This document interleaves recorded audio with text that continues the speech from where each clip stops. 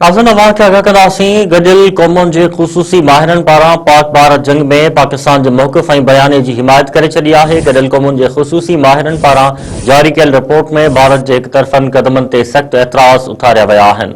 Report में चयो वियो आहे त पाकिस्तान पहलगाम हमले में मुलविस हुजण जी तरदीद ऐं ग़ैर जानिबदार जाच जो मुतालबो कयो।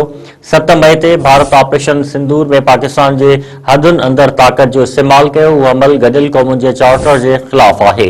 रिपोर्ट में वधीक चयो वियो आहे त का बि धुर हिक तरफ़ो सिंध तास मुआहिदे खे मुअतल नथी करे सघे। पाकिस्तान तरफ़ां मुआहिदे जी कंहिं बि शिक जी भञकड़ी ज़ाहिर न थी।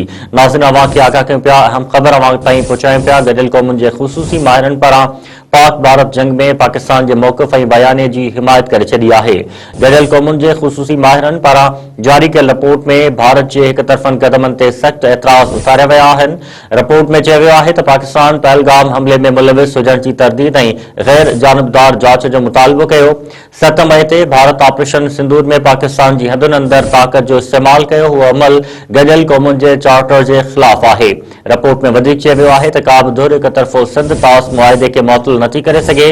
पाकिस्तान तरफ़ां मुआहिदे जी कंहिं बि शिक जी भञकड़ी ज़ाहिर नाहे थी।